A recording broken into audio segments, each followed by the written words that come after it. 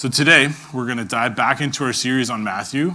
We're almost done, guys. We're on chapter 26, and we're going to look at Jesus' arrest. And we're getting close to the end, and lots of exciting things are starting to happen. Not that there haven't been exciting things beforehand, but it's getting real exciting now. But the big question I want us to ask and wrestle with this morning is, how do we respond to threats to our belief?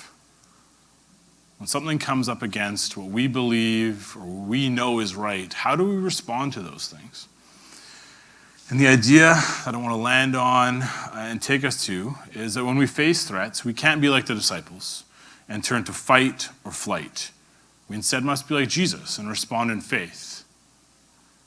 And since Jesus wins the biggest fight, the ultimate fight, we get to act as victors in all things. We don't need to be on guard. We get to act as victors. I'll read the passage, and you guys can get an idea of where we're going to go. So this is Matthew 26, 47 to 56. It says, "While he was still speaking, Judas, one of the 12, arrived. With him was a large crowd armed with swords and clubs, sent from the chief priests and the elders of the people. Now the betrayer had arranged a signal with them. 'The one I kiss is the man. Arrest him.' Going at once to Jesus, Judas said, 'Greetings, Rabbi,' and kissed him. Jesus replied, 'Do what you came for, friend.' Then the man stepped forward, seized Jesus, and arrested him. With that, one of Jesus' companions reached for his sword, drew it out, and struck the servant of the high priest, cutting off his ear. 'Put your sword back in its place,' Jesus said to him, 'for all who draw the sword will die by the sword. Do you think I cannot call on my Father, and he will at once put at my disposal more than 12 legions of angels? But how then would the scriptures be fulfilled that say it must happen in this way?' In that hour, Jesus said to the crowd, am I leading a rebellion, that you have come out with swords and clubs to capture me? Every day I sat in the temple courts teaching, and you did not arrest me. But this has all taken place, the writings of the prophets might be fulfilled." Then all the disciples deserted him and fled. This is the word of the Lord. Thanks be to God. Little liturgy we're adding in there. Very formal around here, but just recognition that God's word is powerful. It's active and alive and something that's worthy of our respect. I don't know if you guys are like me at all, but this is like a little, I'll pull back the covers. Every time I get a passage to preach on and I read it for the first time, my mind goes completely blank. I'm like, there's no way I can preach on this. What's going on here? I don't know if you guys, when you read scripture, that's kind of your first, we're so tuned to just look at the surface of things. But there's a lot going on here and a lot of good word Jesus has for us. But a little recap of where we're at, because it's been 4 weeks since we've been in Matthew. But Jesus has been in Jerusalem. We're kind of dialing right into this week of Passover and all these important Jewish events. So Jesus has been there. He's doing lots of teaching, convicting, hard words for the Pharisees, foreshadowing of his death. All these things are happening. And this night that the arrest takes place is actually the same night of the Last Supper that we preached on 6 weeks ago, where Jesus and the disciples share this meal together. Jesus is talking about the end, but he's also predicting this betrayal that's going to happen to him. And then after that, Judas, hint, hint, he's the betrayer, kind of takes off, and the rest of the disciples go to this garden. It's probably known to them, a common stop on their way back to home for the night. They take a time to rest, but Jesus, more importantly, takes the time to go to his Father. And this really impassioned prayer of like, Lord, take this cup from me. Take this burden from me if you can. I don't want to die an excruciating death, but if it's your will, I will. And so that's ultimately where he lands. It's your will that this path laid before me is what's best. And then right there is where this story picks up. So we see that in verse 27, while he was still speaking, referring to the garden scene, Judas, one of the 12, arrived. With him was a large crowd armed with swords and clubs, sent from the chief priests and the elders of the people. So now we can see where Judas got off to. He knew that after the supper was kind of in the city, in a crowded area. There would have been people around. It would have made a bigger scene, but he knew that Jesus typically retired to this garden, private setting. It's not going to be a crowd. It's not going to be a big ordeal, an easy place to trap Jesus. And so all the people that had been offended by Jesus, all the religious leaders, they get their guys with clubs and sticks, and they're just ready. They're ready to go take on Jesus and his 12 fishermen, his 12 peasants. So it seems like an overreaction in some ways. But this is how much they actually feared Jesus. His message had had such a profound impact on the people that they came in force. So then in verse 48, it continues on, it says, "Now the betrayer, Judas, had arranged a signal with them. The one I kiss is the man, arrest him." What a striking sign of betrayal, right? Betrayed by a kiss. And back then, kissing would have been a more common form of greeting than now. So it's still a very intimate gesture, but it wasn't as uncommon. Like, I'm not going to come up and kiss you guys in the lobby. COVID has extra ixnayed that. I jokingly have said a lot during COVID, like, how are we going to obey that command to greet one another with a holy kiss that Paul says? Like, just feel like I need to rip off my mask, but I won't do that, guys, sorry. But Judas takes this greeting that was reserved for friends, intimate relationships, and he turns it on its head. He's like, "This is my sign of betrayal. Can I go up and kiss him?" I don't know, not that I know what it's like to betray someone, but I think I'd still be pretty nervous in that moment. But I wouldn't be able to do that. I wouldn't be able to even get close to Jesus, because I'd be like, he's going to know, especially Jesus. He's going to know. He already called me out at dinner. I'm not going near him, but he does. And what struck me about this is it's really unveiled the depths of sin that live in a human heart. Just the depravity that we could go to get there. If you could put yourself in Judas's place, you might start to understand that. I like to do this as I read stories, even the bad guys. But to approach someone you've lived with so closely, like the past 3.5 years, they've journeyed together. Jesus has basically been an older brother to him. He's spoken words of conviction and encouragement, and he kisses them to betray them for a lowly bag of silver. And this is the potential that actually lives in all of us, right? And as a lot of scripture does, this humbles me. It shows me that I have the potential to do this. And it's hard. It's a hard word. It's a hard word for all of us.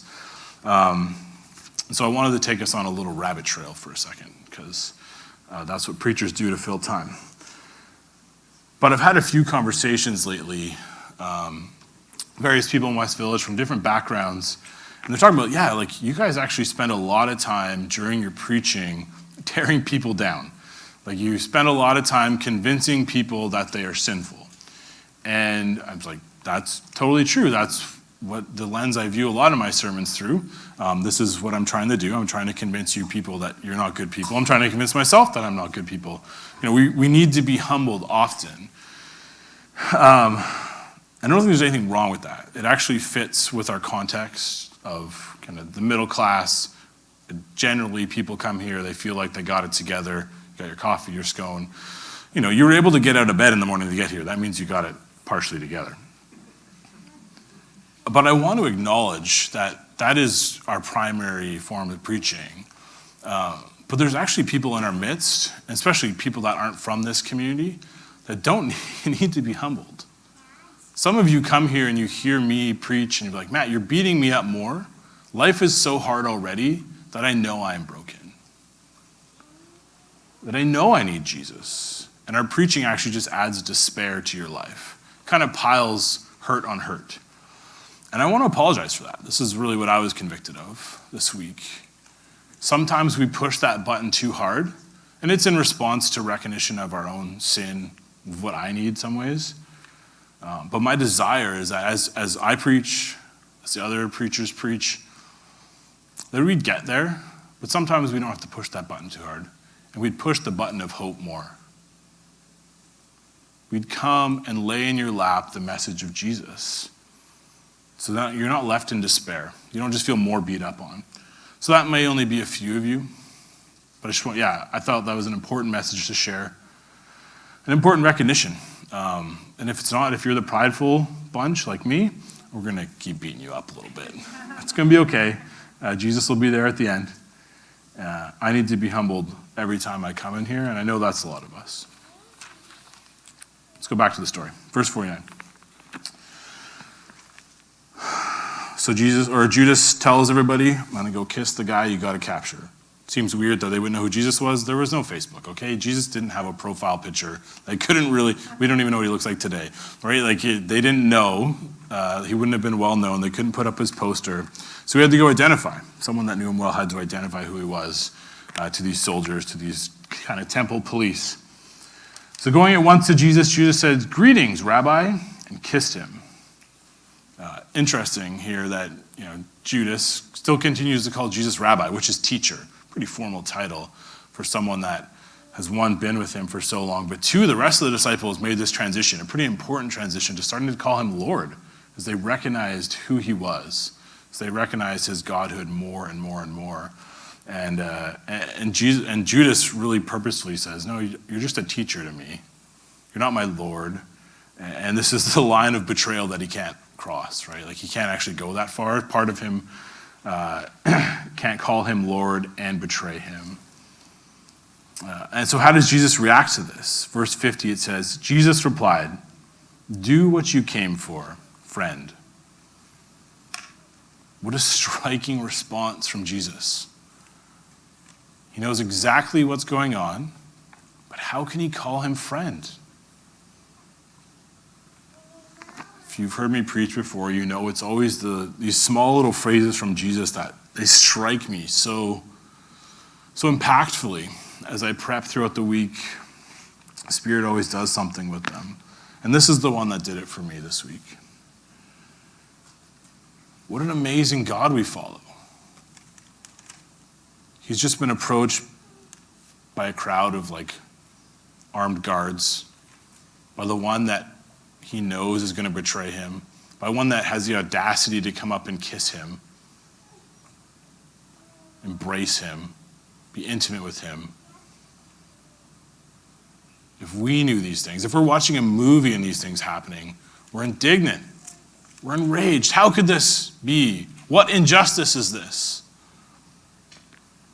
Do what you came for, friend.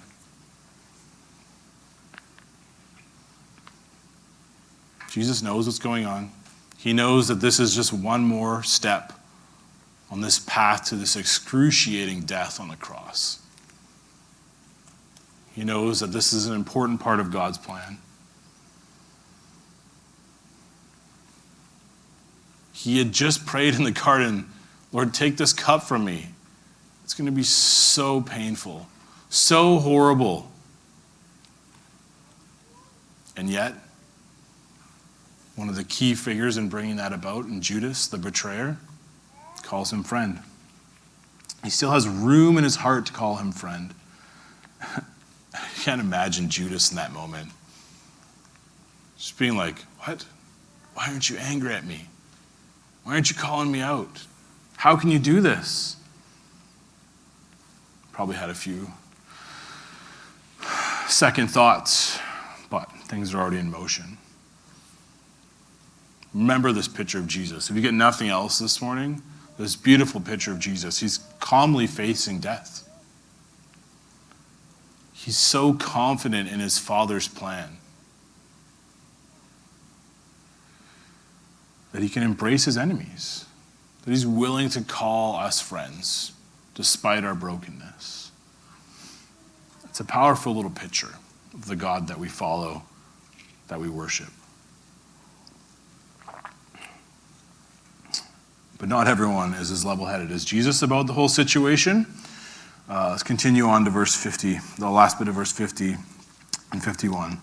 It says, "Then the men stepped forward, seized Jesus, and arrested him.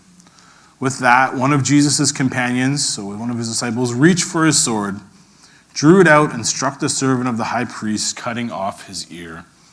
I almost got Andrew to come up here and reenact this, but probably would have been too graphic for us. Wouldn't really want to see it. But, they say the Bible's R-rated for a reason, right? This is someone's ears getting sliced off. There's probably blood gushing out. And it's violent, right? It's not the Sunday school picture of Jesus that we see often, or a Sunday school picture of the Bible. But this is the fight response. It lives in all of us in some ways, maybe men more than women. And we look at this and we're like, how courageous, how brave of him. In the face of this mob, one man with a sword stands up and defends Jesus. This is what a hero would do.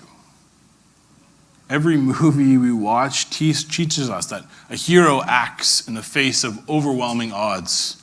They're brave and courageous, and because they are right, they will succeed. They will triumph. And a lot of us, when we read this story, may think that. I'm sure if I read this with my kids, they'd be like, I want to be that guy because he has a sword and he gets to fight people. So shouldn't we be applauding this disciple, celebrating him? Well, one, they don't even name him, at least in Matthew, probably for a reason.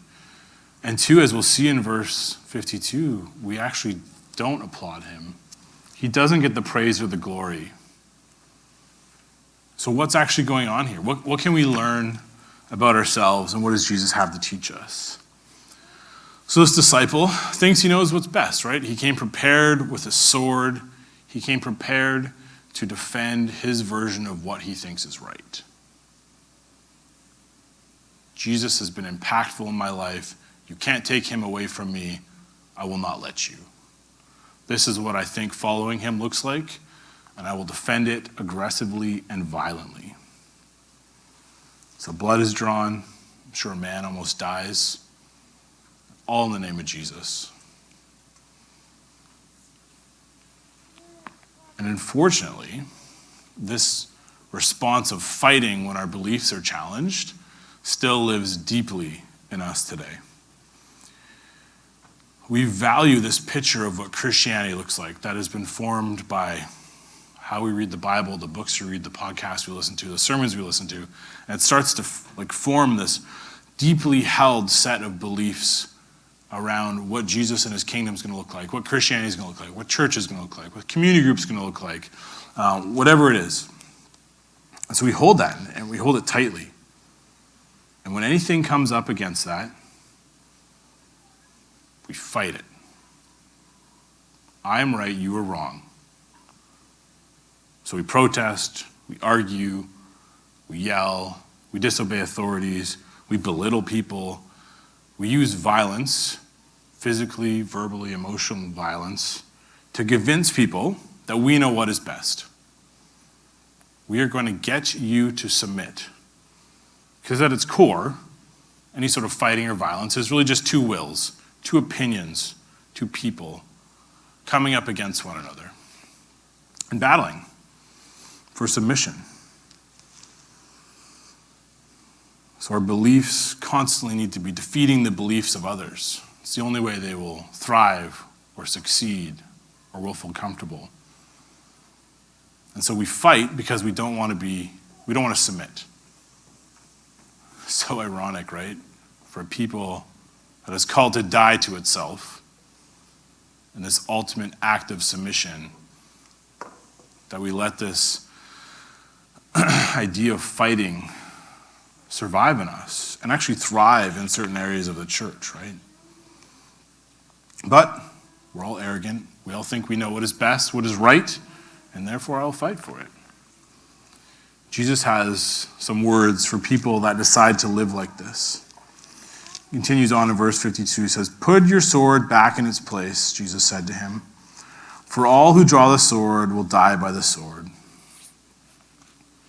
Violence to defend Jesus is never acceptable. In the midst of being confronted by his betrayer, by this armed force, Jesus actually stops, says, "Guys, you followed me for 3.5 years." He doesn't say this, I'm adding this, but you should know better. Violence begets more violence. It's not an acceptable response to when our faith is threatened. Because it's an endless cycle, right? As soon as we cause someone to submit, our violence overwhelm them, they just go back and get a bigger stick, a bigger sword, a bigger crowd. It's this cycle of endless violence.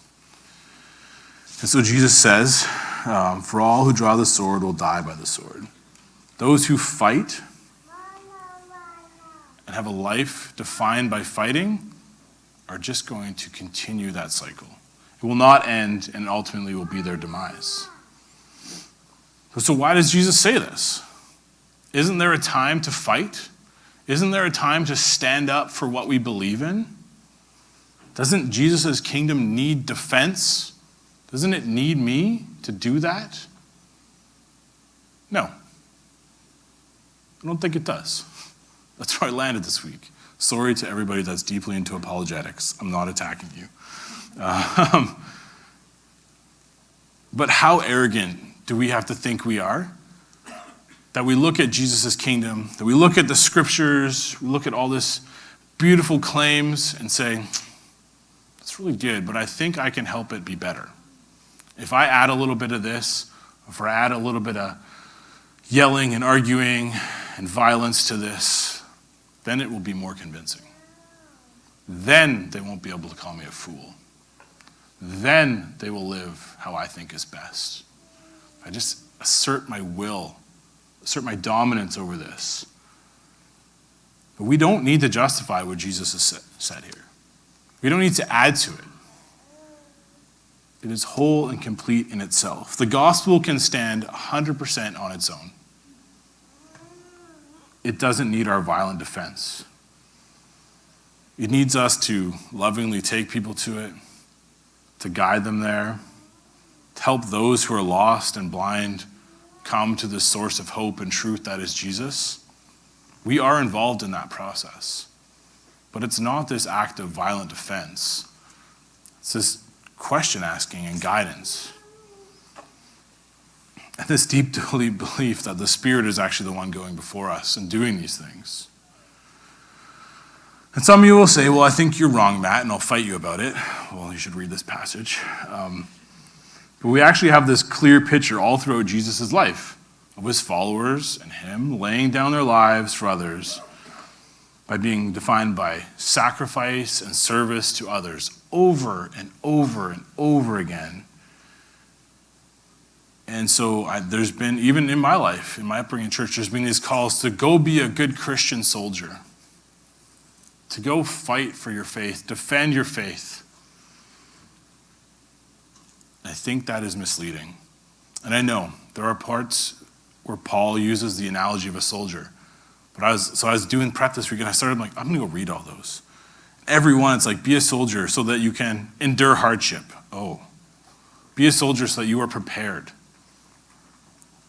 The analogy, the call to be soldiers in the Bible are not calls to fight. They're calls to endure, and they're calls to be ready.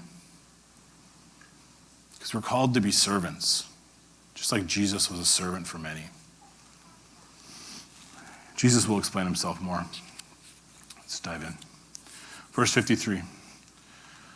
Do you think I cannot call on my Father, and he will at once put at my disposal more than 12 legions of angels? History lesson, Roman legions, roughly 5,000 people. Short story, Jesus has a lot of angels on speed dial. A lot. He can call these to come, to intervene, to impose so much force that nothing could stand against it. He has that option. It is there for him. He is so much more powerful than us. But this is not the God we serve. This is not how he acts. This is not how he brings his will to bear on the world. It's an invitation, not an ultimatum. Come and follow me. Not follow me or die. It's not the God we see. And all throughout the Bible, we actually get this other picture of God deciding and choosing to use the weak and the foolish. Paul says it in 1 Corinthians like this, but God chose the foolish things of the world to shame the wise. God chose the weak things of the world to shame the strong. Read that one more time. But God chose the foolish things of the world to shame the wise. God chose the weak things of the world to shame the strong. It's 1 Corinthians 1:17. So are you weak and foolish or strong and wise? I know which one I'm going to identify with. I want to be strong and wise. I value those things. They're part of my self-identity. and I've let them define my life. What defines your life? Is it your good decisions or your mistakes? Is it your success doing hard, challenging things? Is your failure just to get through a day? What defines you? And the good news for those of us who are listening and they feel weak and foolish, inadequate, not even able to fight, God has great things for you. He's going to use you. He chooses you to shame the wise and the strong. All the stories in here, you see this over and over again, picking the underdog against the Goliath. These are the heroes of the Bible. We become so familiar with them, we forget how stark they are. We forget how this God that we follow operates by taking the weak and the foolish and using them for his glory. A word to myself, a word to the other people that think they're wise and strong. Prepare to be humbled.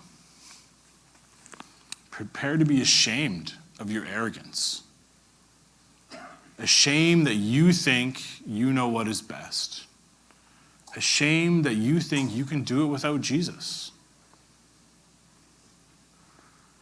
Prepare to die to yourself if you want to be used for God's glory and not your own. And this is really hard. It's hard for prideful people. It's hard for myself to remain humble, to continually put myself in that posture of, I don't need to fight. I don't need to be right all the time. My version of reality doesn't need to be everybody else's. Jesus's does. And he's more powerful than me, and we'll figure it out. So how do I remain humble? How do we remain humble? How are we a people that is defined by sacrifice and weakness and foolishness and only made good through Jesus? Let's continue on in verse 54 and see what Jesus has to say. But then how would the scriptures be fulfilled that say it must happen in this way? Jesus is comfortable in God's plan. How would the scriptures be fulfilled if we didn't let this happen? How would I be trusting God's plan? He knows the end of the story. He knows that his Father is good, better than any of us do. And he knows that there will be this eternal victory, that he is king, his kingdom will reign. And because of this, he can calmly say, do what you came for, friend. Disciples, put your swords down. I don't need your help in this. This is what God prepared for me. I'm going to face it. And his faith is so strong that he doesn't need to depend on anything except the Father, because he has confidence in all things. This is how we also remain humble. We have faith. We have faith that God is the victor over sin. We have faith that God is bigger than any challenge in our life. We have faith that the Father will take care of his children. He adopted us. He cares for us. He will give us good things. We have faith that when we rebel, when we mess up, the Spirit will come and pursue us and invite us back in with open arms. We have faith that in the end, no matter how we get there, no matter how difficult the journey may seem at times, we will spend eternity with Jesus, that he is going before us to build us a place in heaven. A place better than we can even imagine. This faith is humbling. This faith reminds us every day that the thing I need most is Jesus. I don't need to try harder. Don't need to do more good things. First and foremost, I need Jesus. Because otherwise, I can't do anything. I am weak and foolish. All good things come from Jesus. He enables me to do anything. So we don't have to fight for our beliefs with a faith like this. because we know that no matter what we do, Jesus already won. We don't have to prove ourselves with a faith like this, because we know that Jesus made us whole and right before God. Nothing that we can do will make it any better. We don't have to struggle, be anxious about where the next meal or how the next bill is going to be paid. We don't have to worry about being cared for, because our Heavenly Father loves us and He delights in giving good gifts to His kids. Let's keep going in verse 55 and see how Jesus embodies this faith. In that hour, Jesus said to the crowd, "Am I leading a rebellion, that you have come out with swords and clubs to capture me? Every day I sat in the temple courts teaching, and you did not arrest me." So, Jesus low-key calls out the cowardice of the leaders here. Why didn't you just come? I've been hanging out in front of your temple every day. But He doesn't belittle them, right? He doesn't call them names. Doesn't have to be loud or aggressive. Just simple questions, statement of fact, interacting with them, because He knows that He is in charge here. He has this deep faith that leads to peace and calmness in the sight in front of all this great adversity and violence. There's a man bleeding right next to Him, and this is His response. There could be blood gushing in the air. People are all agitated. They're all worked up. Weapons are drawn. Simple question. And He continues on in verse 56. It says, "But this has all taken place, that the writings of the prophet might be fulfilled. Then all the disciples deserted Him and fled." Jesus knows the plan. He's memorized this book. He knows what the Father has in store. And in faith, He trusts, He calmly, peaceably walks into this situation because He knows that God will look out for him. He's submitting to God's will for the world and for what is to come. He doesn't need to fight. He doesn't need to say His will is more important. He knows better, because his faith is fully in his Father. And this seems almost impossible for some of us sitting in this room. How? How could you just sit back and let this happen? I need to push back against the hard things in my life, because I will be hurt, or I will look foolish, or it will be hard. And I get that. And I get that. Some of us want to fight. But some of us actually are like the other disciples, because they see these hard things too. But they weren't prepared. They didn't bring a sword. They weren't fighters. So what do? Then all the disciples deserted Him and fled. And honestly, this is probably more of us. This may live more strongly in us. Hard things come. Let's flee. Let's run away. We either don't care or we're too afraid to stay and face things. So we flee. We avoid. We ignore. Pretend something never happened. We isolate so we don't have to deal with a challenge. Maybe that's a challenge in a community group. So you leave, send that email to Andrew saying, "Are there any other CGs in my area? I don't really vibe with the mission of this one." You couch it in the right language, but we know what you're doing. Or you'll find a new church. That church made me do something I don't like. I won't give examples because nobody likes hard examples. It's too hard. Nathan sang a song I don't like. I'm leaving. All the time. We get that one. But we isolate ourselves, right? We go find a new community. Side note, when you come to West Village from another church, we usually try and call the church you came from, and we get all the dirt on you. So, just so you know. Or maybe it's that neighbor. They're coming down the street. I got to cross to the other side of the street because they threw their dog poo in my yard, and I can't deal with that. Whatever it is, right? We isolate, we ignore, we go to great lengths to avoid uncomfortable challenges Could be in your workplace. You know that that person hates Jesus, that is anti-church, whatever it is in their past, they were burned by it. And so you go out of your way to avoid them. You flee. You flee from the challenge, from the hardship. But we do not need to be afraid of the challenges we face. We don't need to be afraid of failure. We don't need to be afraid of being uncomfortable. We don't need to worry about being inadequate to face what is before us.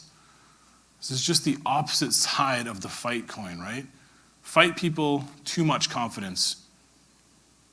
Fight people, too little confidence. Both of you, both of us, both sides, think that they need to do it. That it's only through their strength, it's only through their knowledge that this task will get done. So they think they're up to the task, so they fight, or they don't think they're up to the task, so they run away. It's still all on them, either way.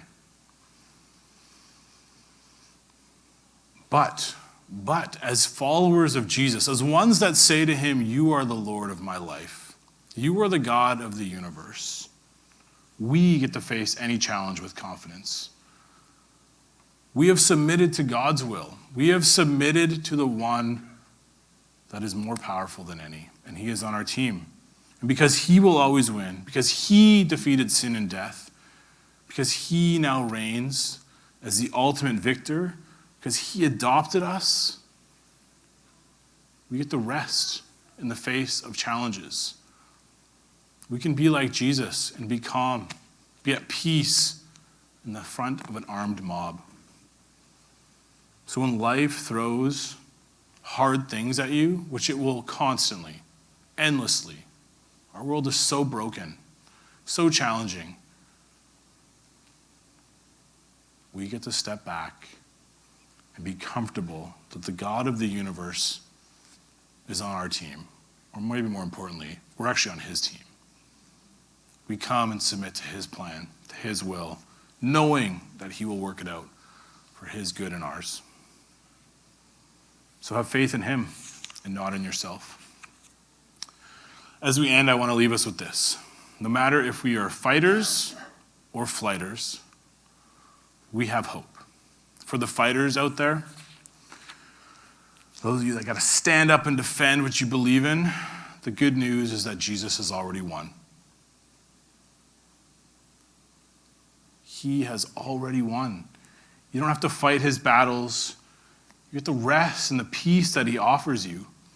Peace with God and peace with others. You are called to be a child of God and not a soldier of God. And for the flighters, for the fleers, the good news for you, for us, is that Jesus will pursue you. He will chase you down.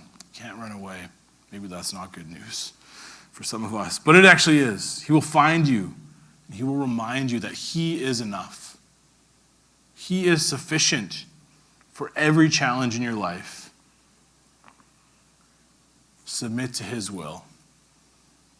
Accept his invitation of pursuit. And be confident, because he did it all for you.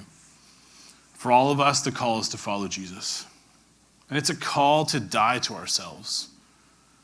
Die to our will, die to our arrogance, die to our fear, and follow Jesus.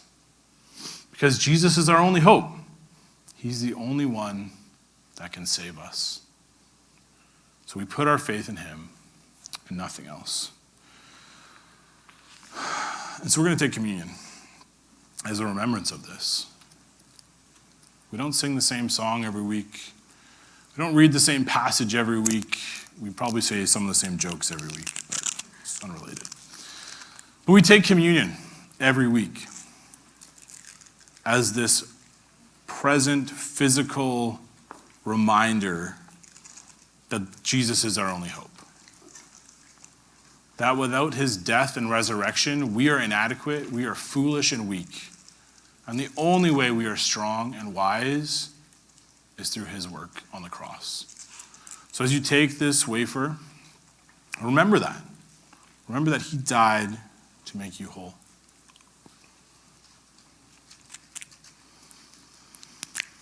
As you take this cup this symbol, this promise that he will not leave or forsake you. It is a new covenant with us, a new commitment from God to his people that he has a plan and he's working it out.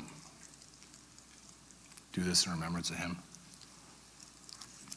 And pray. Nathan's going to lead us. Oh, yeah, Jesus, thank you that you are all sufficient, that you are the victor over every battle, that you are the most powerful, but that you don't force your will upon us. You don't force us into submission, but you invite us lovingly to submit to your Father, to come into your family. And so may that posture of humble submission define us as a people. Our world wants to fight. They want to argue. They want to yell. May we be defined as a people of humble submission as we calmly walk out our faith in you. Amen.